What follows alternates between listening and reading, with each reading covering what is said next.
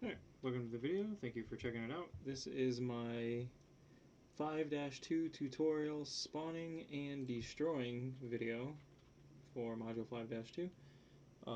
Going over the rubric, it looks like I had to develop the prototype for the space race game level. There are occasional explosions in space due to space junk and spontaneous combustion. Specifically, the following critical elements must be addressed. Create an object actor that explodes using the spawning and destroying feature. Submit a screenshot of your completed blueprint to your instructor. Bitbucket source code update, change list, etc. And the brief description, which I will attach as well. Alright, so what I have in front of me is my game.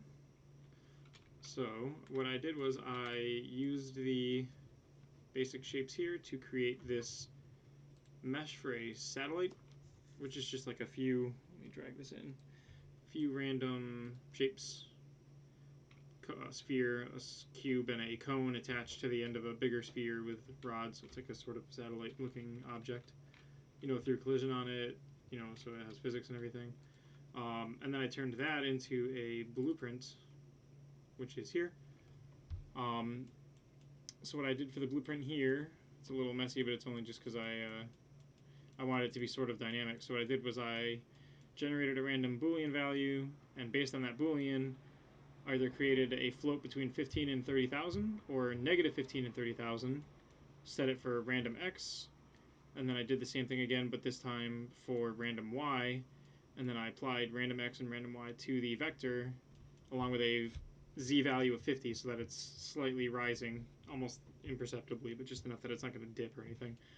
And then I applied that force to my static mesh component, which makes it move out in one direction. It'll either move forward or backward, left, right, or front, back.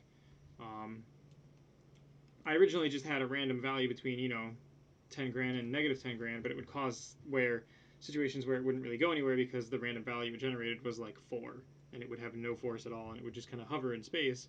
And then when the next one generated, they were generating on top of each other and sometimes colliding, causing them to go skittering all different directions. And I figured it was easier to just have them do the force like this so that it's actually more predictable but still fairly dynamic. Add the force. I have a 5-second delay for it to, let it actually spawn and move around a little bit so you can look up and see it. And then I'm using the spawn function to spawn an emitter, which is the explosion. I scaled it up because it was kind of too small. I want it to be bigger than my mesh component, so I scaled it up to 4 times. And then I set the component to not visible the minute the explosion starts so that you don't have the explosion and the component just sitting in the middle of the explosion. It looks like it actually blew up into pieces. Play the sound for the explosion using the attenuated sound for explosions, which you probably won't really hear because it's pretty high off the ground and it's not dipping at all. So, but it's kind of a, I guess it's more of like a good behavior to make sure that it has sound just in case.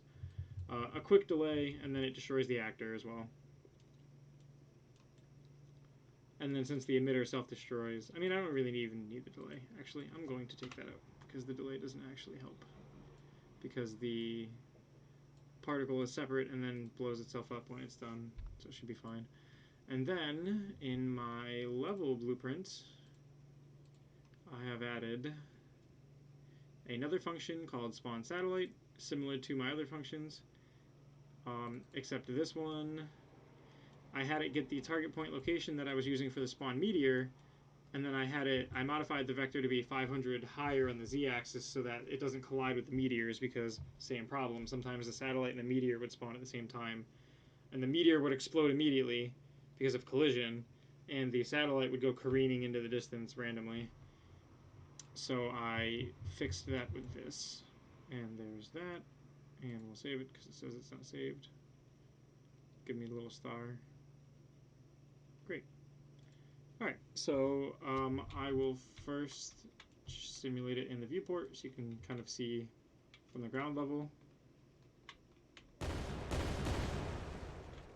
So there's my satellite just kind of going across the sky, and then it blows up there. And another one spawns. It's got a different vector on the X and Y, so it's going to go wherever. There's another one. And same thing. At the end of the timer, goes invisible, then it blows up, and then it's gone. So there's random satellites flying through the sky, blowing up while these meteors are coming down, apparently trying to kill me. Alright.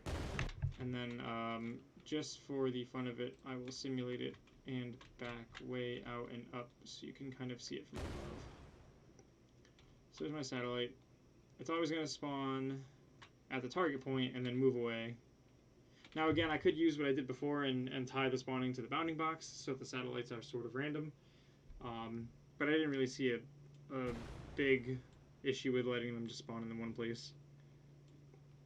So yeah, those are my satellites. That's how they work. That's what they do.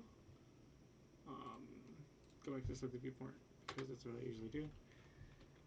So let's see. My rubric. Add object level. Yep. Spawning and destroying the actor. Yep. Now granted, the level is spawning the actor.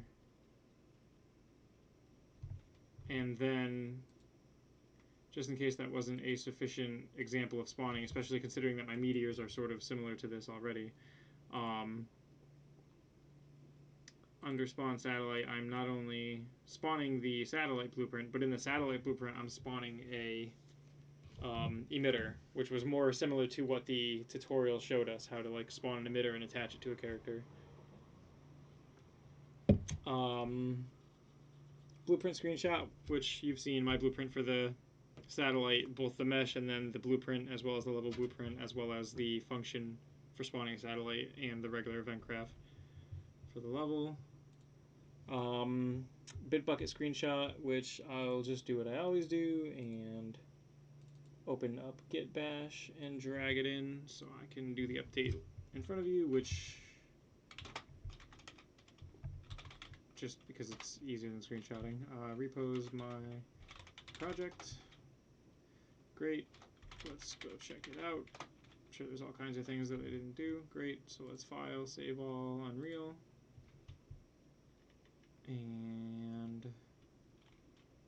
then we'll close it so nothing else can possibly change here. Git commit. Oh, nope. Add. Getting ahead of myself.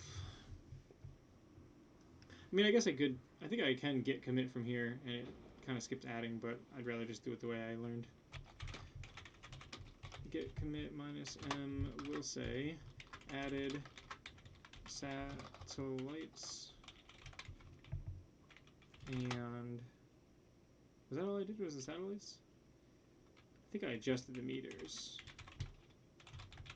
Yeah, I did make some changes to the way they spawn and their effects and everything. Added satellites and adjusted meteors. I feel like that should be capitalized just because. Great.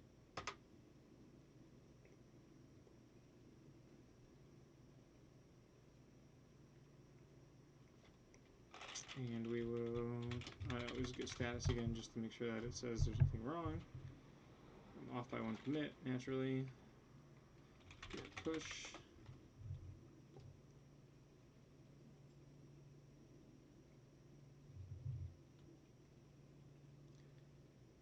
Cool, writing objects, looks fantastic. No errors. Hopefully, awesome. Git status.